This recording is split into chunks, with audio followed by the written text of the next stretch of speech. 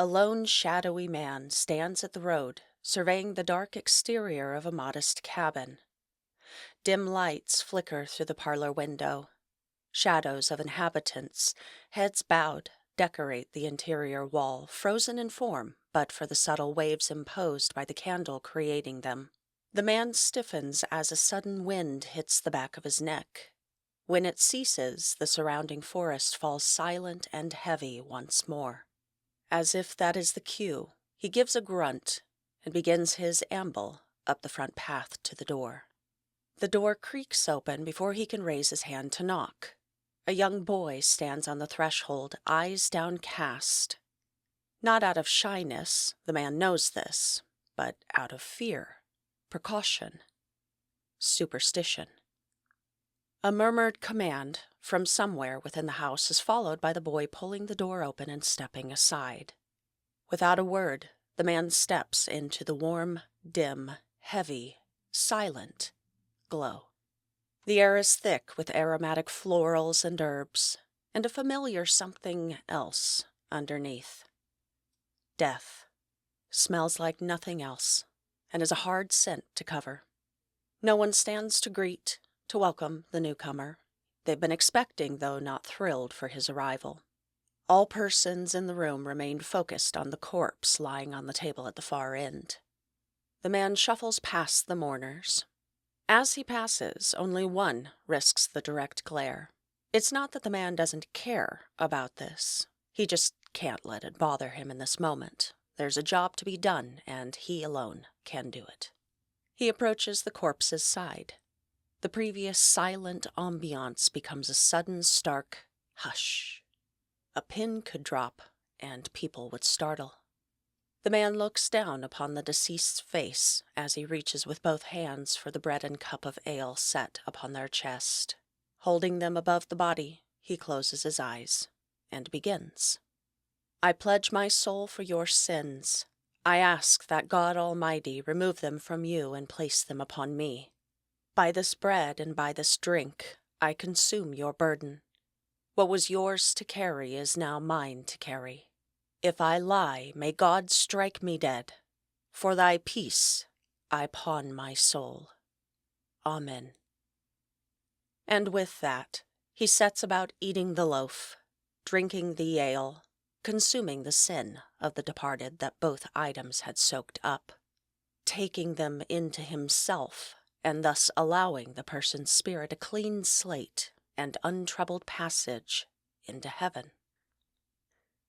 Sin-eating is a very old practice hailing from Britain, primarily Wales, though not entirely. It was thought if a person were unable to confess their sins prior to death, their soul may be endangered and unable to enter heaven, may become stuck, may become restless. There were a few reasons why confession, absolution, and last rites were not always accessible, including affordability with the lower classes and even scarcity of clergy in certain areas in the face of a sudden death. Out of desperation and necessity to do right by their dead, people found their solution, much to their obligated acceptance for the act. The sin-eater was traditionally a social outcast of some sort. Someone who might be considered expendable to begin with, beggars and the poor, mentally disabled and otherwise undesirable. Though in modern times we may look back upon what they did as a form of selfless heroism, the role of sin-eater was unenviable and highly stigmatized. Performing the work that they did made them more of a social pariah than before. It was thought to be bad luck to stare a sin-eater in the eyes. It was suspected that they grew more evil the longer they performed the act and the more sins they took upon themselves. The role often paid very little, came with automatic isolation. Sin-eaters often pushed to live on the outskirts of town. They were heavily ostracized by the same community who needed the very services that made their reputation so bad. Following their visits, they were handed a meager 6 pence and ushered out the door, sometimes shooed away with words or rocks. But sin-eating continued against church doctrine and with the community's growing disapproval as the tolerated necessity that it was. Now, not all sin eaters were created alike. Some did perform their services completely by choice, such as a man named Richard Munslow, who lived in Rattling Hope, Shrewsbury, in the UK. Richard was a wealthy farmer. He was well liked in his community, and he became their sin eater, understanding the great need and the heartbreak of sudden loss, having lost 4 of his own children quickly and at very young ages. About a century following his death, the locals of the area put their money together to restore his memorial stone at his gravesite in gratitude and remembrance of the sacrifice he made and to honor his chosen trade. Not many other sin eaters were honored or remembered so. As a matter of fact, we will forever be in the dark as to their names, how many there were, all of the families they helped, where they are buried. It's just not something folks were proud of or wanted acknowledged. That being the case, Richard Munslow really stands out. It is said he was the last known sin eater. It is said the wider spread of the practice basically fizzled out in the 19th century, and Richard had simply resurrected it, officially bringing it to a close in 1906, the year of his death. It's also been said the practice was not one to really make its mark in the New World, or if it did, it certainly didn't last long. But that math ain't mathin'. Logic and a little bit of digging tells us otherwise. Like I mentioned, sin eating was a practice primarily in Wales, but also surrounding areas.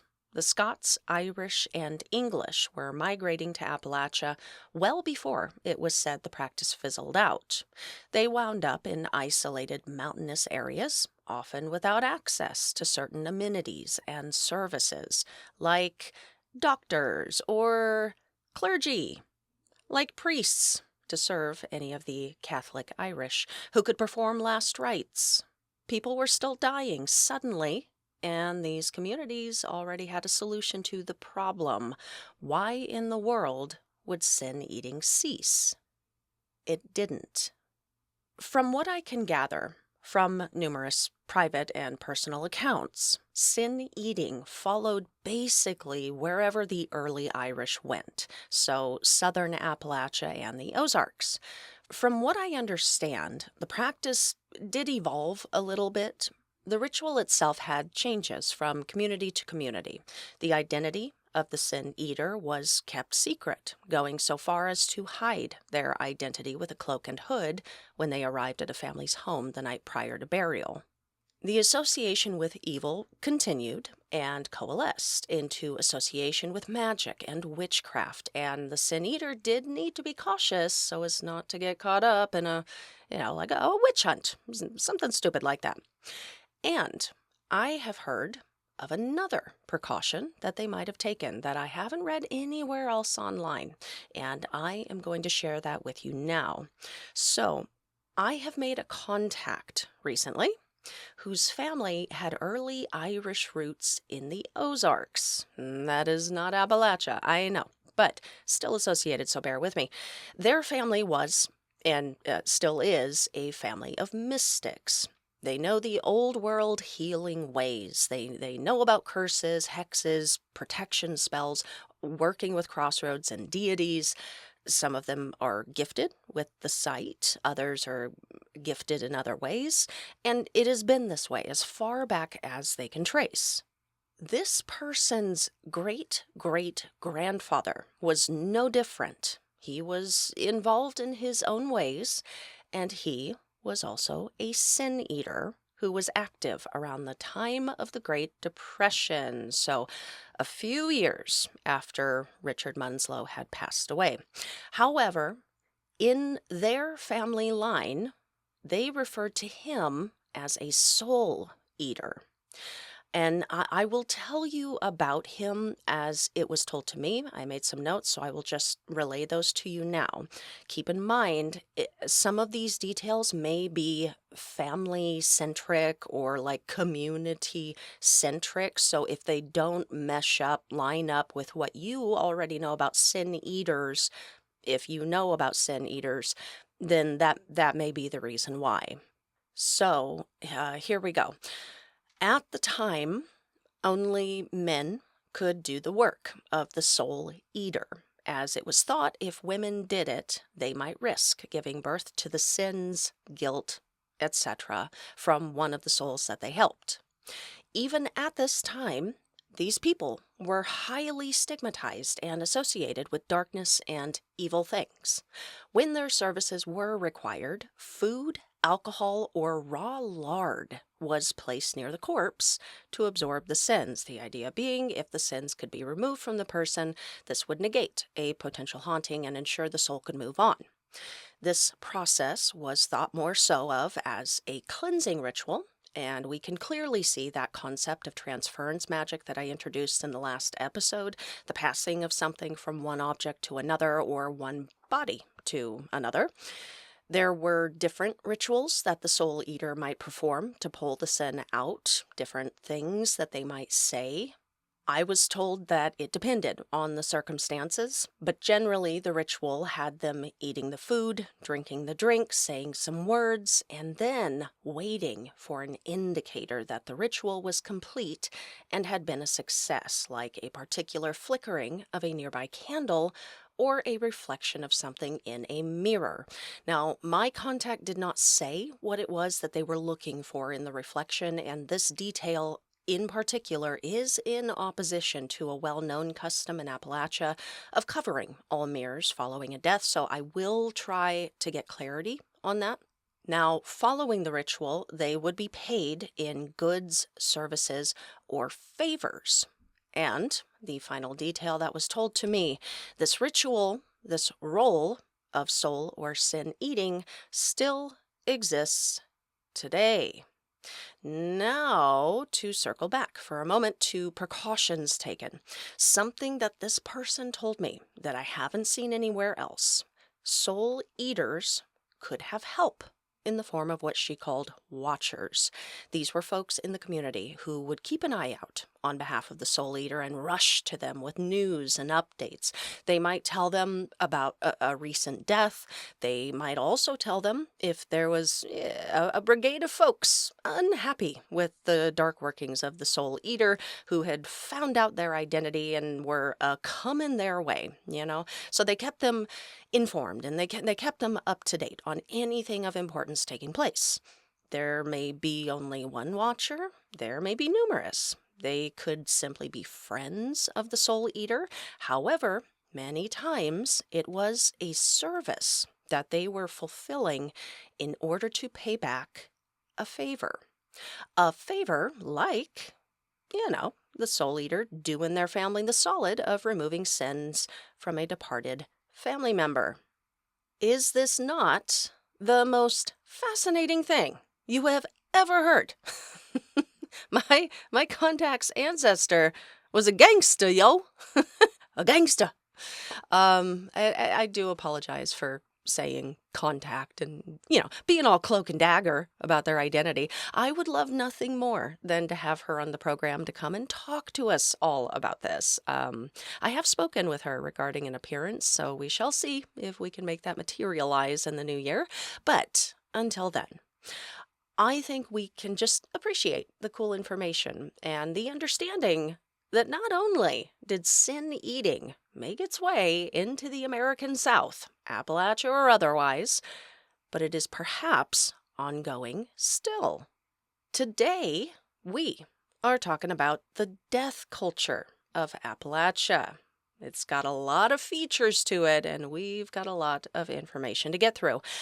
I remember early on being especially drawn to this concept. It didn't take long to understand that Appalachia has had an incredibly unique relationship with death, unlike any other place that I have come to learn about in the States.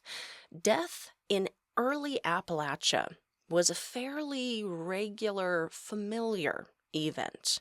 There was more sickness and disease without vaccines, more injuries that couldn't be tended to by doctors, higher maternal and infant mortality rates. It was inevitable, and the folks fatalistic about its existence and practical upon its arrival. It wasn't treated like it is today, sanitized and distant. It was a part of life, but also afterlife. When someone died, the community came together in order to help the family get through it and also ensure their transition to life following the loss. They took care of each other because no one else could. The beliefs and practices observed, some of which are still observed today, came with the immigrants from the Old World, like the concept of the sin eater. Early Scotch-Irish, English, and German settlers brought with them traditional funerary beliefs and rituals. Pockets of these death beliefs and customs formed in isolated mountain communities, staying that way for hundreds of years and preserving the older ways as the world around Appalachia marched forward. Perhaps we can know so much about Appalachian death culture now because it persisted for so long, with some of their far more isolated communities observing these practices and rituals right up to the 1960s, when Big Casket and Big Funeral finally got a hold of them.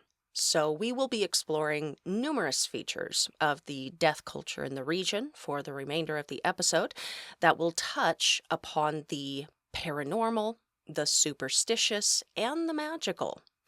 But before we can get into the omens, the signs, and the entities people believed lurked at the edges, we have to talk about what death actually looked like for them, what it meant to them, what happened to the body, who touched it, who watched over it. Because for mountain families, death wasn't some vague mystery you sent away to be dealt with. Oh, no, no, no.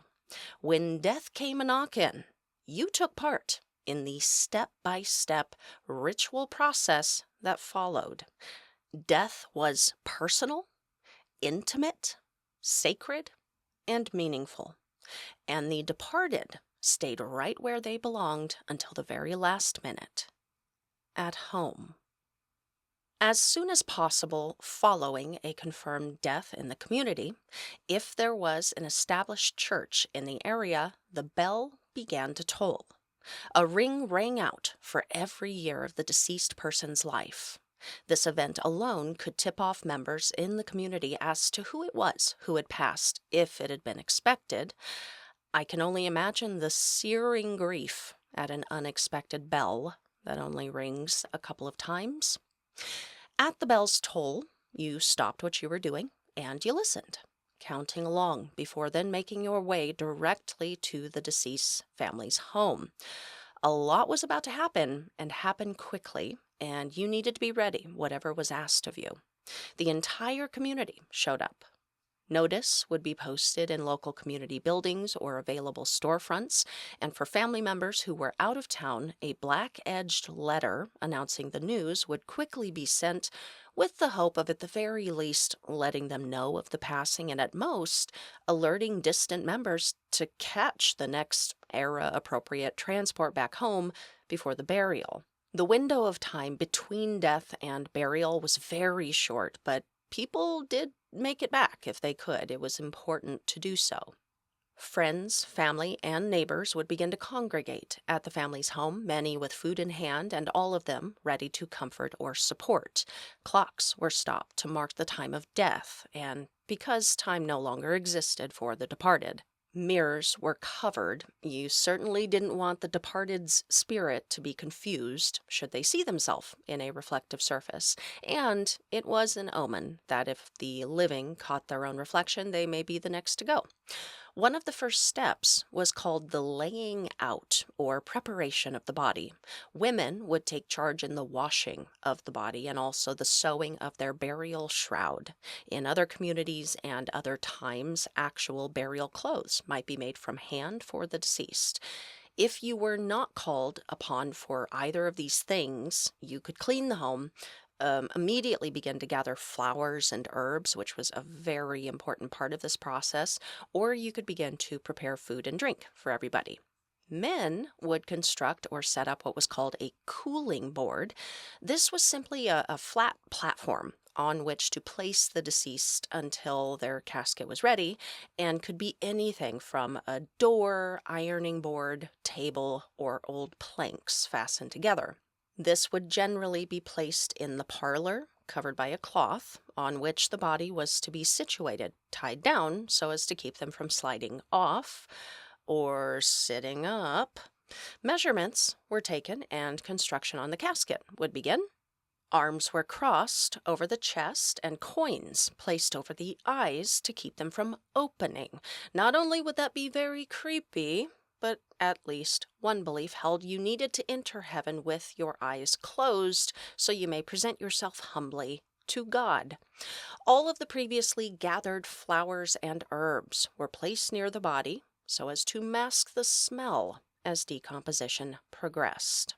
An old Scottish tradition had the eldest female of the family placing a bowl upon the body and scooping 3 handfuls of salt into it. This was thought to protect the person's spirit from evil entities and negative energies. This had to be done early in the process, as the person's soul was thought to remain in the body for the first 24 hours and would be most vulnerable to those influences during this time. At the beginning of the first night was the next stage in the process, the wake, or sitting up with the dead. Most everyone would leave come nightfall, save for neighbors, close friends, and relatives who would remain close, guarding the corpse and keeping vigil through the night. They would spend the evening telling stories about them and singing hymns together. The following morning, digging of the grave began. It was bad luck to leave an open grave to sit overnight. At home, if possible, a minister would come in to say a prayer over the body. Once this was done, the body would be placed in its coffin, constructed by a local craftsman entirely for free. The coffin could be a very basic construction of planks. However, it wasn't uncommon at times to simply hollow out a large chunk of oak tree, line it with a quilt, and call it good.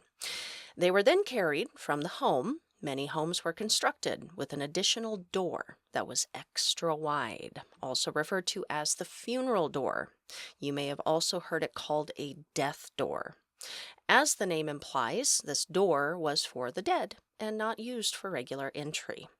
The deceased was to be carried out feet first, as it was thought if they were carried out head first, they might catch someone's eye and take them with them. In the olden days, the person would be buried right on their land. As time progressed, they may have more likely been walked or carted to the church graveyard. Preferably, their grave would sit atop a hill. The purpose worked twofold. Set in a hill meant any rainwater would not pool in the coffin, and 2, being buried higher up meant they were closer to heaven. Once they were set, only the closest of friends and family were to fill in that hole. This was an incredibly sacred act and the final interaction to be had with the departed to help send them on their way. Death was not taboo in Appalachia as it is now.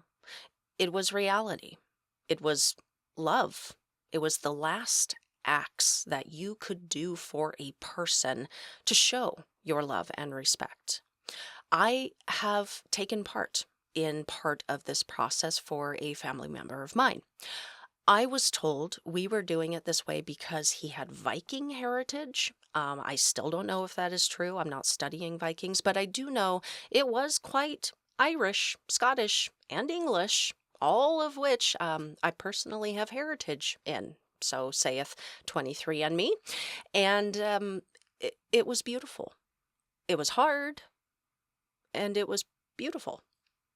It was weird, but it was beautiful. I don't know what else to say about it.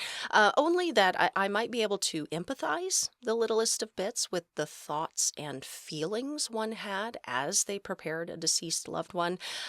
I've had a sense of more closure while retaining my sad emotions with this specific family member. I've been able to retain memories from that day more clearly, while other funeral experiences, they can come back to me a little blurry. And for my spiritually inclined, I have had more contact with this family member on the other side than any other that I have lost. If you are a believer in such things, I don't know if that is normal. I just like to think of it as I established a deeper connection with this family member on that day.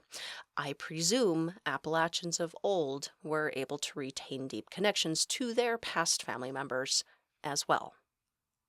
Getting off track, redirecting back to the process. Once the person was buried, everyone returned back to the family's home for a final gathering.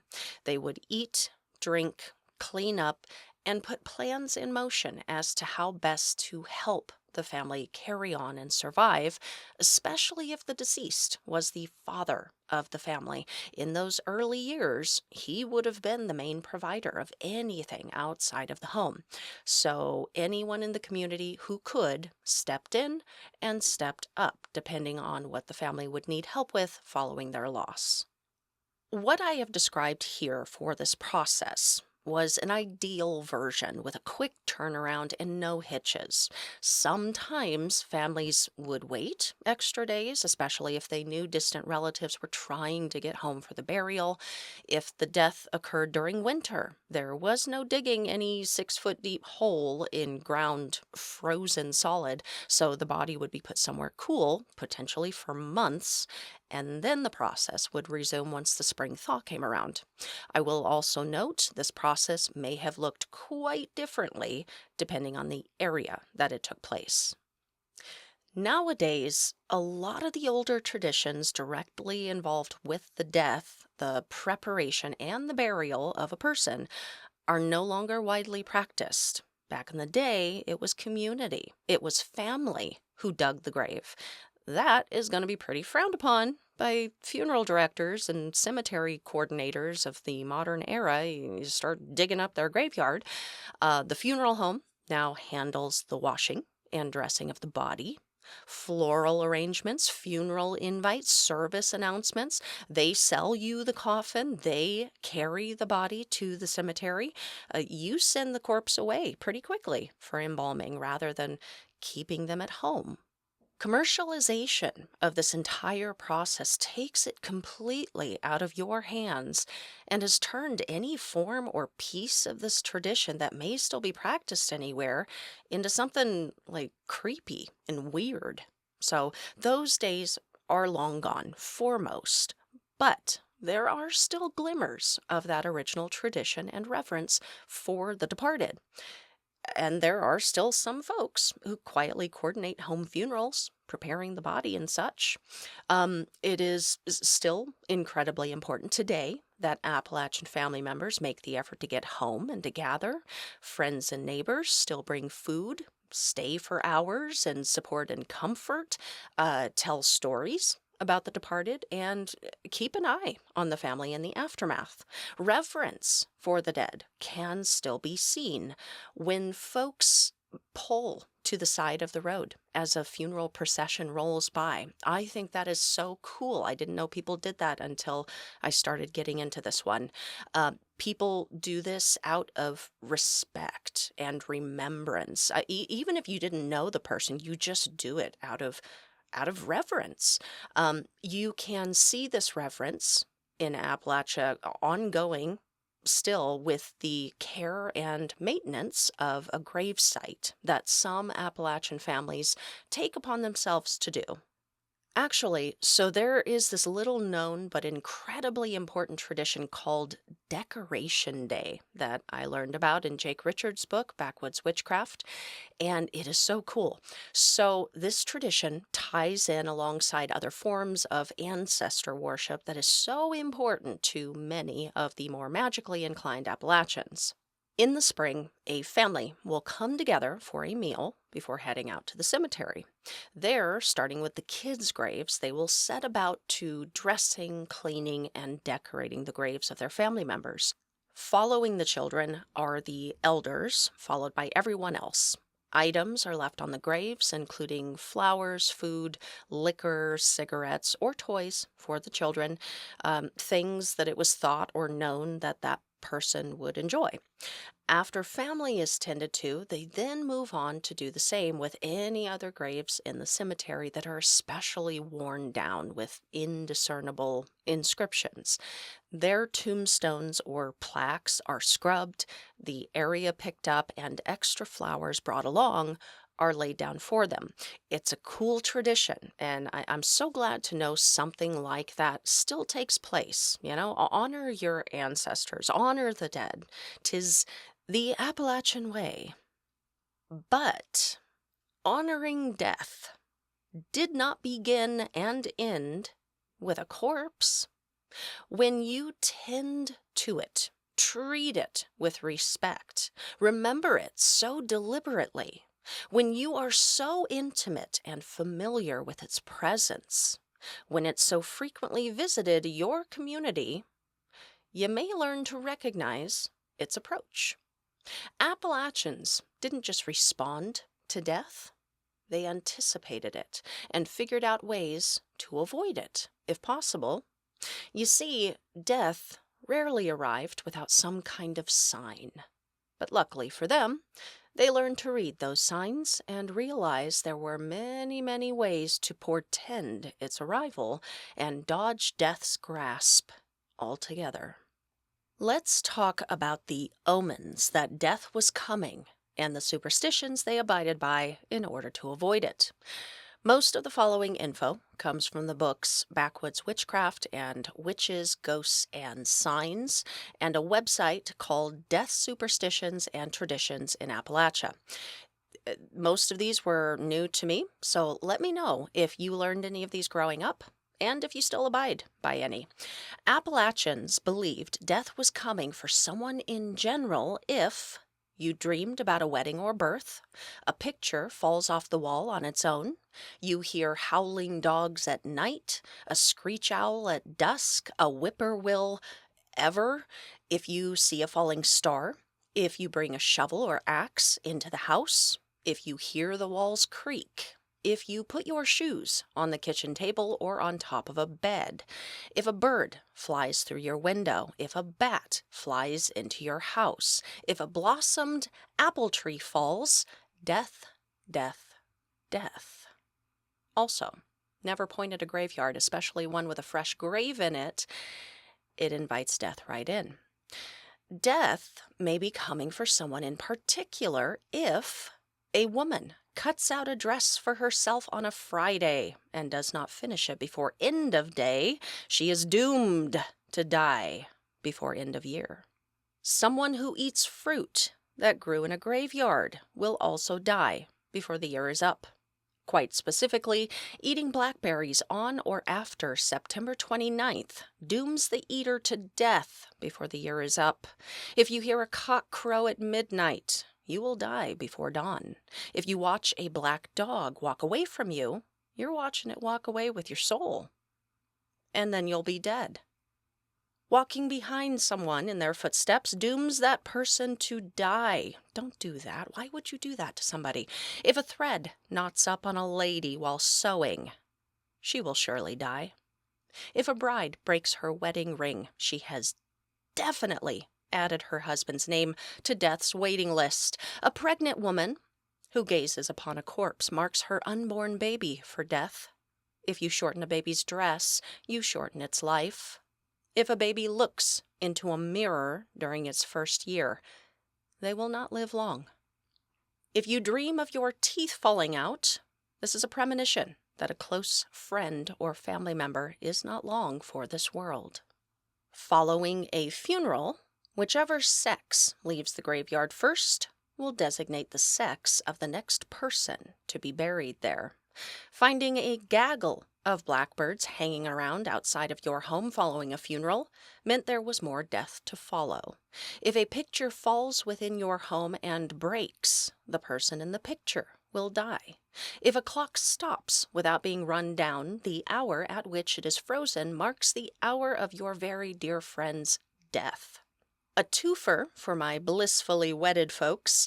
If a pillow falls off the wedding bed, the first to lie their head upon it for slumber will die before their partner. But if you know the following workaround, you might still be safe. Whoever falls asleep first on the wedding night will die first.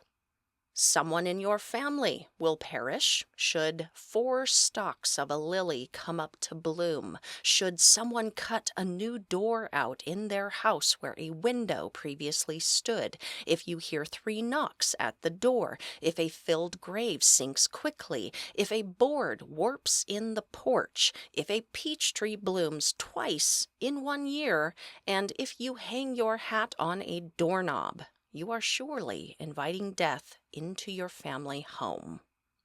Now for some good old straight Appalachian superstitions involving death. Death always comes in 3s. And you know what? I had not been taught this, but what is interesting is this is something I just noticed growing up. Celebrities always die in 3, dudes. It's weird. Okay, Michael Jackson, Farrah Fawcett, Ed McMahon, didn't they literally die on the same day, yo? Lauren Bacall, Richard Attenborough, and Robin Williams, my childhood, all in the same month. That was a really hard one. Dude, 2014 period was a hard one. Philip Seymour Hoffman, Joan Rivers, what? Anyway, yes, 3s. Appalachians may have been onto something. If a corpse is very cold, your household will not experience another death for the rest of the year. Bees carry the news of death, and you must tell the bees when there is a death in your family. Circle of life and death in the Great Smokies, right there. Hold your breath when you pass a graveyard, or spirits may enter your mouth or nose, and do not speak while in a graveyard or look back as you exit one, or the spirits will follow you home. Also, don't walk on a grave. You risk the grave owner's spirit haunting you, and it's just plain rude. Now, if this should happen, this seems like a good place to insert a neat granny magic method for ridding yourself of said spirit and returning them where they belong. Unfortunately, this won't work for everyone. You do need to actually know the person doing the haunting and have been close enough to them that you have access to some of their things. So here it is. Cut a potato in half, hollow it out, place a small item previously belonging to the spirit in question into the potato and close up both ends. Bind it together with red yarn and pin it shut with nails for good measure. Take the potato charm back to the cemetery, over to the spirit's grave, and leave it there. This not only brings them back, but it binds them to their grave until they decide to finally cross over. You never know when you'll need something like this, so I sure do hope this helps someone. If you would like to deter death from visiting your home, every person in your household should place their shoes sole side up beneath their beds. Never rock an empty rocking chair, and if someone gets up from one, never let a moving rocking chair stop on its own, or death may come and have a seat. And here is an alternate take on a funeral superstition I mentioned previously. When someone dies, stop all of the clocks in the house in order to prevent yet another death. Hoodoo tells us we should also sweep following a funeral in order to remove death's energy and prevent the spirit from returning. This will also help us break any lingering sorrow over the loss. Sweep the threshold, the doorway, and the path the body was taken out. Don't sweep before the body is removed, as you will shorten your own life, and don't sweep under a sick person's bed, or you will shorten theirs. Jake Richards says in Backwoods Witchcraft that old-timer Appalachians were deeply superstitious about certain things, one of which was death. Very superstitious about it. They were also very superstitious about ghosts, witches, curses, and lightning, and we will cover those in our next episode. Before we move on, since we are on the topic of death, omens, and superstition, I wanted to share something I recently learned. It's a strange connection between Appalachian superstitious beliefs and Old World beliefs in some parts of Europe, particularly Eastern Europe and the Balkans. In Appalachian death culture, the following were not unusual beliefs. Don't let a cat jump over a corpse, or it could result in a restless spirit or haint. Carry a corpse from the home feet first so they can't look back and decide to stay or catch someone's eye, causing their death. People who commit suicide, those who practiced dark magic and died, unbaptized children who died, all of these could lead to restless spirits or haints. The same rules existed for a slightly different reason in parts of Eastern Europe. When these rules were broken there, the dead might indeed return, not as restless spirits or haints, but still something unrested and obsessed with messing with the living. That something was the vampire. Not the pop culture version that immediately came to your mind. There were no fangs, no seduction, no immortality, forever young and beautiful, rich as God for some reason. Early vampires were simply dead people who hadn't properly stayed dead. These were revenants. In Europe, if a cat jumped a corpse, that person was at risk of crawling from their grave later to cause death or illness for others. In Appalachia, it was haints who were thought to be able to cause death and illness, and people went to great lengths to prevent or expel them from their homes. In Europe, the body was carried out feet first, so it couldn't find its way back home once they rose from the grave. In Appalachia, the same underlying idea remains. The restless dead were thought to have enough power to take someone with them. There are also a few that I have learned do a complete 180 on their root cause and result, such as babies who are born with a caul or babies born as the seventh son or daughter. Both of these in older Eastern European folklore remain possible indicators of greater risk of becoming a vampire upon death.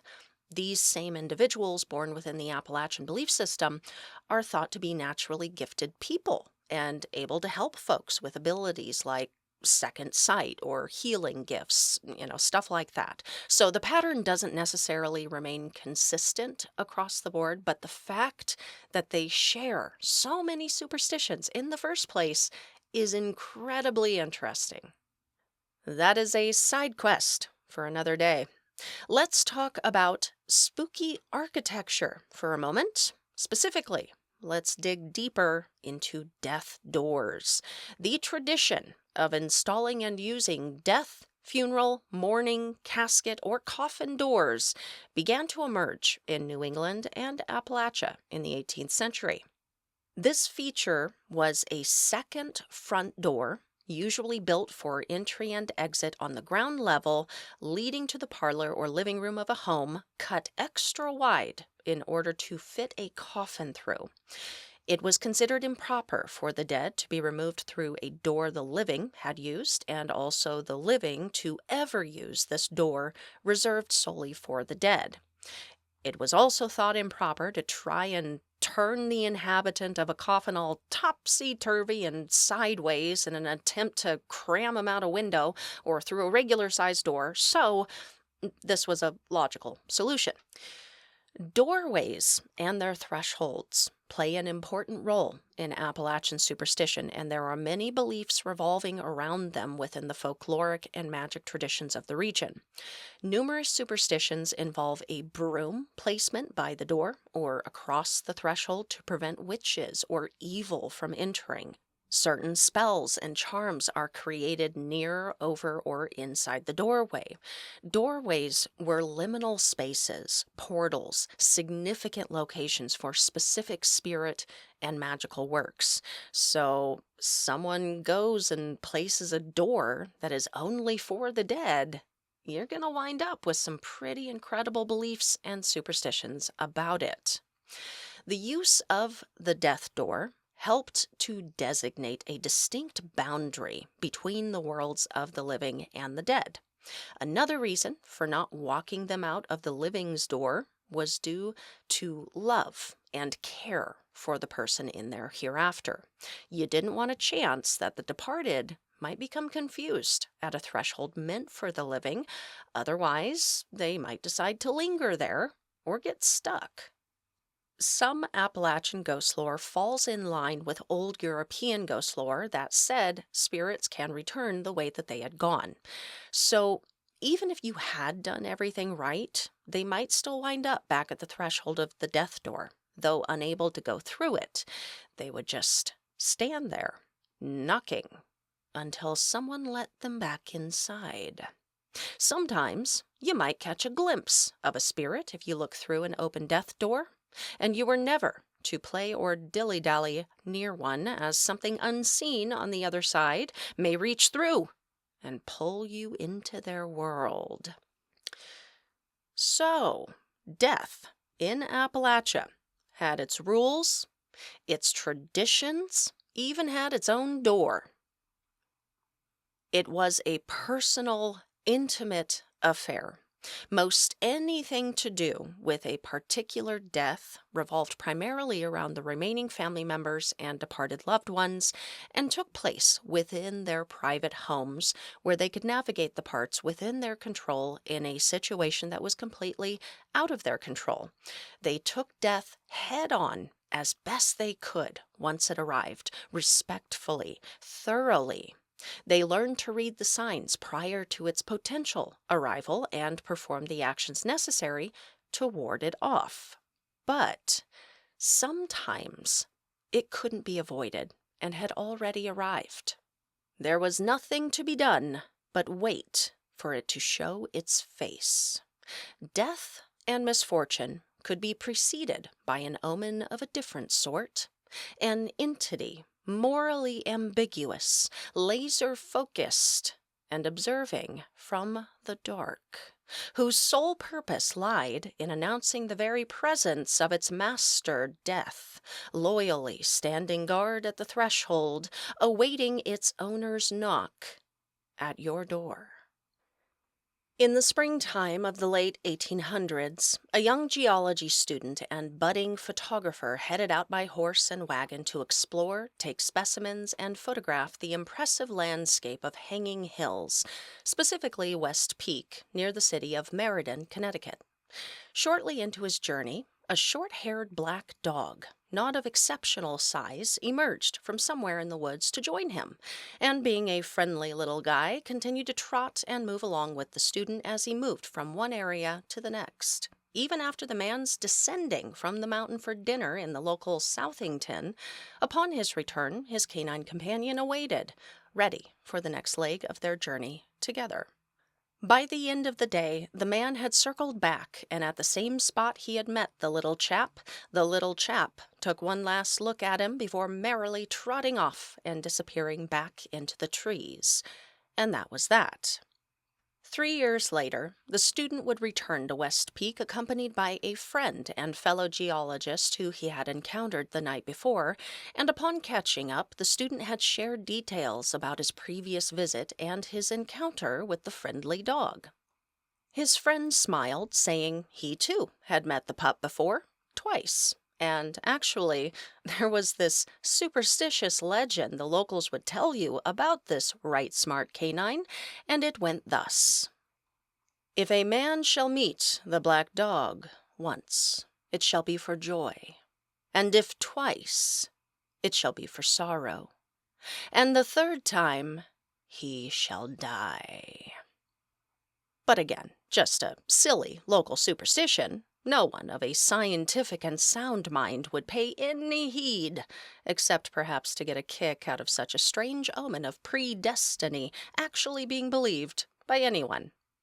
That following morning, the men set out, heading for West Peak, burdened by their equipment and an especially cold and snow-heaped path. They would encounter such a barrier to reaching the peak the way they had intended that they decided to change plans and go around to the steeper, windier, but less snow-covered side. The ascent and arrival to the peak was perfection. They did all the work they had intended and began their descent.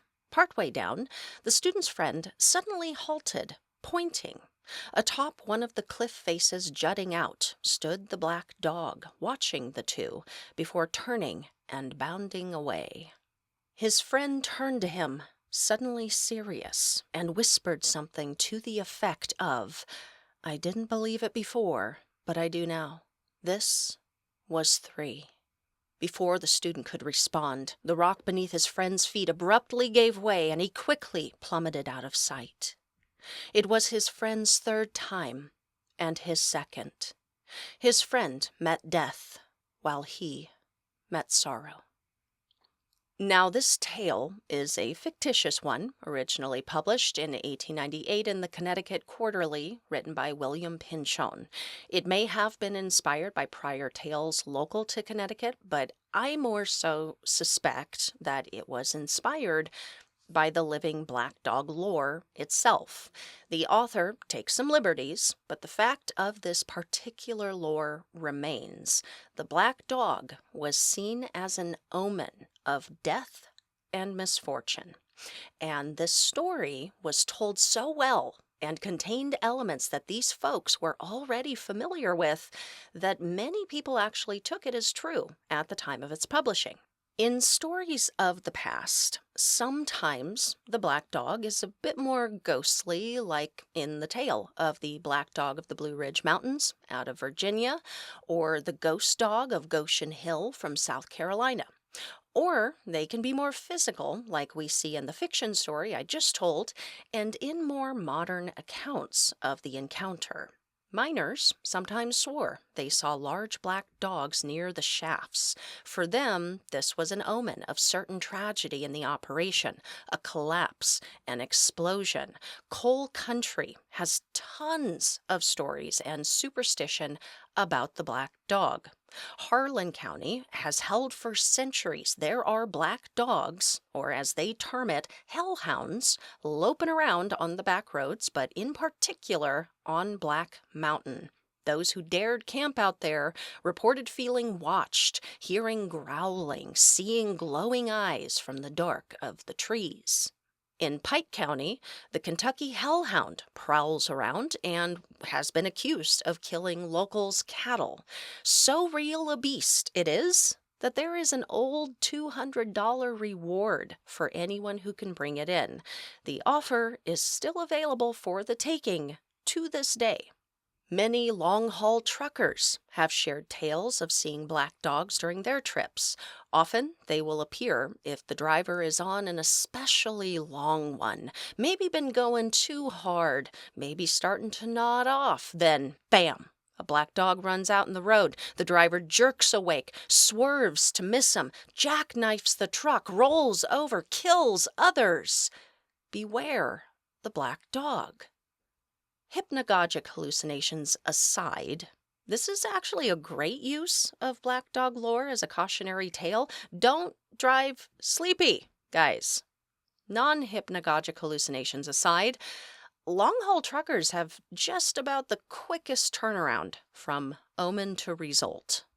Another quick turnaround was an Appalachian belief about black dogs in some rural areas that if one suddenly showed up and set up shop right outside a cabin window, someone inside surely wouldn't make it through the night. This creature remains a part of locals' death superstition and high strangeness to this day. I saw an interesting account on Facebook that I will link the full post to so that you can read the woman's actual story, but she talks about her family member having hit a black dog with his vehicle. This was in Kentucky, I believe. When he got out to look, there was no body or indication of anything having happened. He would pass away not too long after the incident. Should this have been taken as an omen? Was it connected to something a bit more? I don't know. It's certainly a strange coincidence, and it fits the narrative.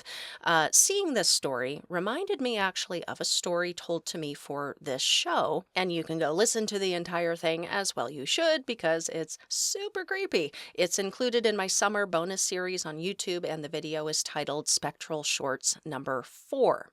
I will tell you the short and sweet of it here, though. So this man and his brother hit a black dog with their car. When they went to look, there was no body. And when they got to their destination and did a closer inspection of their car, there was no evidence of impact or accident or anything.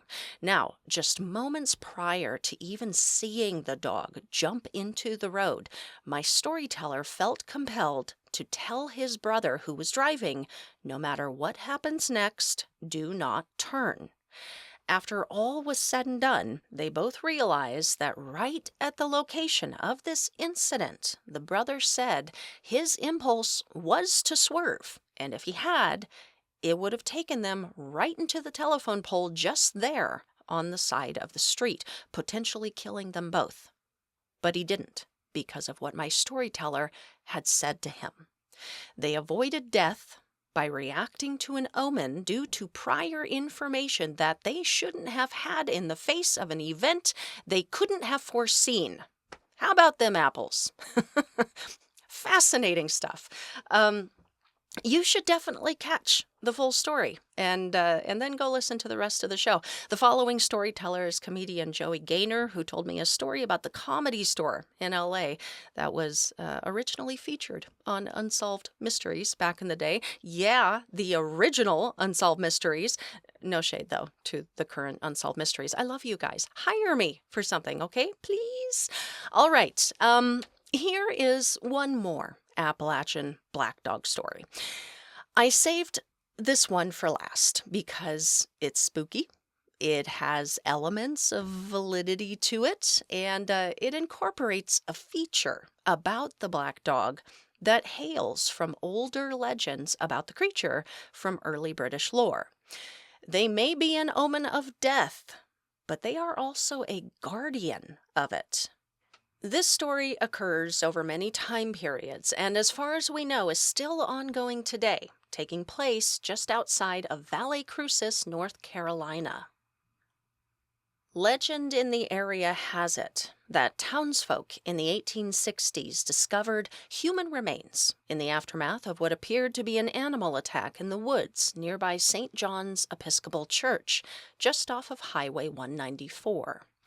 At the time, it is said the minister took the opportunity presented to him and weaved a tale of a demonic animal overtaken by Satan who would attack sinners and the unrepentant, encouraging more people to join his congregation for all of the right reasons, just some good old fear-mongering.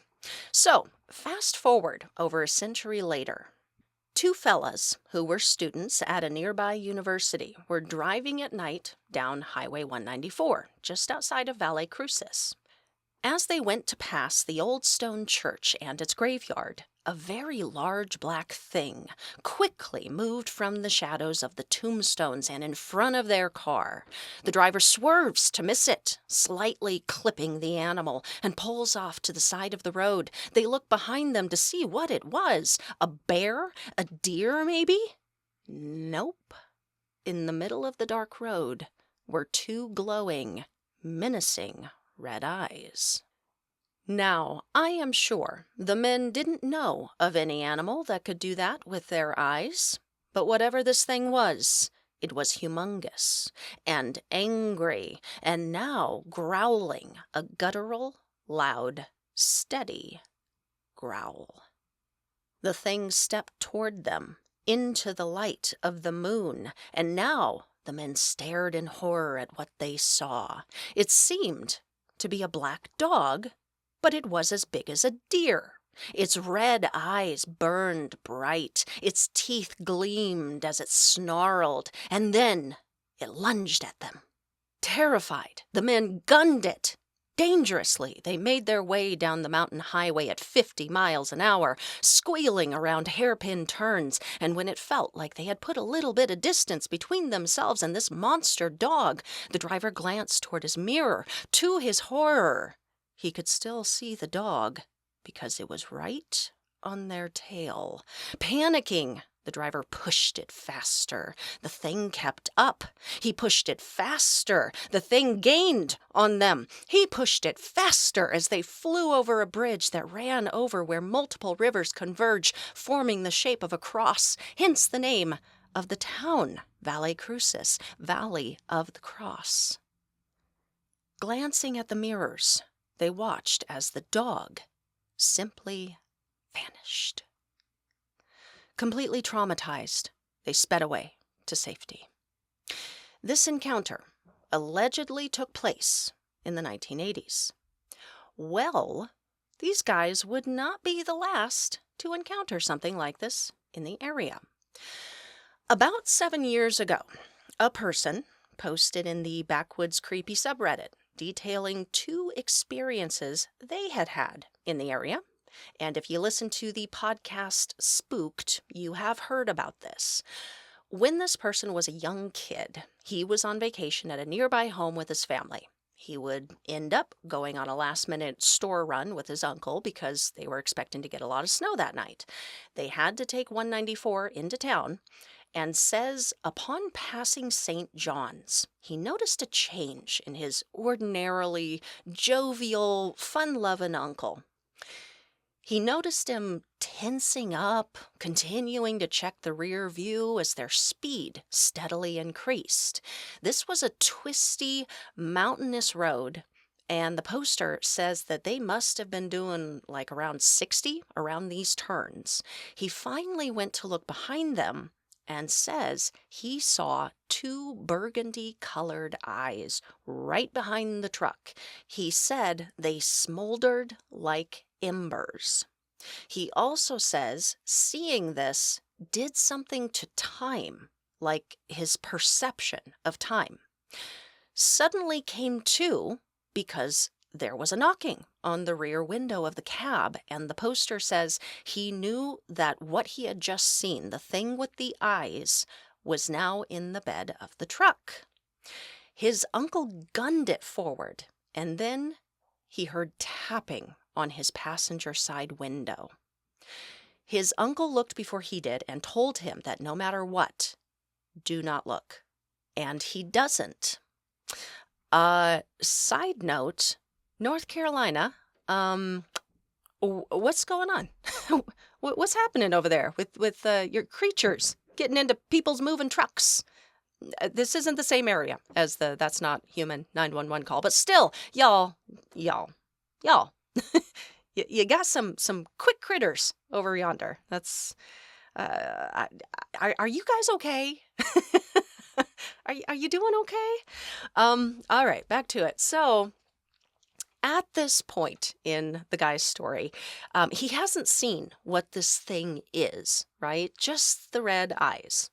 So, a couple of years pass. He says he and his family were back out there for another vacation, and this time he had brought a buddy along with him.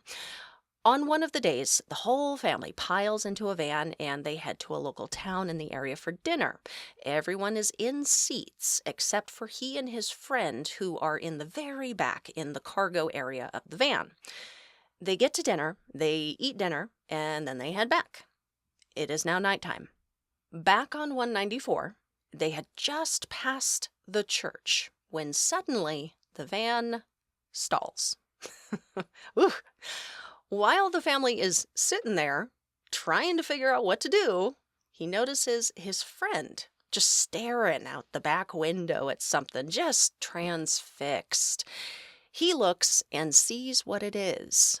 Only a few feet away was something that looked like a big black wolf with ember-like yellow eyes, standing on 2 legs and staring at him. At some point, one of the poster's family members had to have seen it because they suddenly start screaming, "Get the van started! Go, go, go now, right? Along those lines. I don't know what they said. The van does start. They begin to move, and the storyteller and his friend are just watching out the back window as this thing drops to all fours and begins to chase them. He said They got up to like 60, and this creature stayed right on them. And then this is basically where the story ends. um, Someone asked him in the comments what happened after this, or like how far did it chase them? And he said he couldn't remember anything but waking up back at the house. So we get a little sense of that time slippage that he'd experienced the first time, right? Pretty neat story, yeah? I want to recognize that this story rides a line between what we might think of as Black Dog lore and, say, Dogman lore. And we might end up bringing this case back up when we do look at Dogman accounts. But I wanted to include it here because it still fits so much of the Black Dog narrative.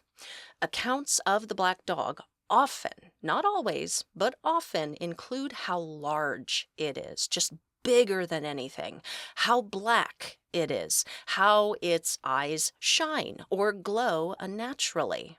Some traditional Black Dog lore does include the ability to stand on its hind legs and other abilities, supernatural abilities.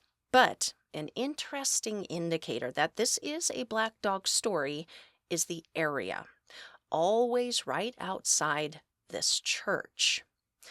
A very long time ago, when a new church was built, sometimes people would bury a black dog alive on the church grounds so that its spirit would patrol and guard the cemetery, which is absolutely awful. But it helped feed into the propagation of Black Dog lore and perpetuate this entity's position as a companion to death. That was a lot today. Thank you for hanging in there with me if you have made it this far. Appalachian death culture is a Venn diagram of sorts, isn't it? So many features to explore, all unique in some way to Appalachia. For time's sake, we are leaving out another entity and precursor to death that I had intended to talk about, the Banshee. We will find a good home for her somewhere else in the season, though. Next time, we'll be taking our last look into this magical corner of Appalachia. We are diving deep into superstition, talking a little bit about hexes, curses, and protecting oneself from them. And then we will be exploring these don'ts and no you didn'ts I've been hearing so much about. This will be an exciting turning point in the show because in the new year, we launch the next leg of the journey. Creatures, cryptids, shapeshifters, monsters. If it's the very reason we do not look in the trees, we are talking about it. Ugh, so exciting, dudes. Before I sign off, I want to thank my newest patron for becoming part of the PGP community and helping support the show. Tara Lathan joined my baby ghost here. Just a massive, major shout out goes to you. This really is a labor of love, and I appreciate you becoming an integral part of this journey. I hope you enjoy the extras and the earlies, my dear. And Tara, I'll be seeing you in the PGP backrooms, all right? Anyone can easily support the show by becoming a patron if you simply like what I'm doing and wish to support that, or you want to see more and get early access to regular episodes, pull on up to patreon.com/ParanormGirlPod. Other ways to easily support include following on social @ParanormGirlPod, leaving a cool review and rating, and by sharing the show with people you think would love giving it a listen. Any thoughts, questions, or personal spooky experiences that you would like to hear featured on the program can be sent to paranormgirlpod@gmail.com. One final brief announcement is for my homies in the paranormal investigation field. On Friday, February 13th, there will be an investigation taking place at the Dr. Martin Walton House in Springfield, Tennessee. Gear, food, and access to this historic destination will be provided for a one-night private investigation, and you and 7 of your friends have the opportunity to be there to investigate alongside Tennessee's own RKB Paranormal. RKB is currently conducting a raffle for the spot. You can get 1 ticket for $10, 3 for $25, or 5 for $40. You know how expensive getting into an awesome haunted location can be. Imagine paying just 10 buckaroos and being the lucky winner. And even if you are not, you can still feel good about trying because 100% of the proceeds will go to benefit the Dr. Martin Walton House Museum. It is always a win to see local history curated and preserved. But I do hope you win the investigation as well, though. To enter and snag your tickets, send a direct message to Damien at RKB Paranormal on Facebook or Instagram. You have until January 31st, 2026 to enter. The winner will be drawn live at 7 p.m. Central, February 1st. You must be 18 years or older to enter. May the odds be ever in your favor. That is a wrap. Thank you so much for catching this one. I will not be back with the next until after Christmas, so may you all have a happy, safe, and warm one.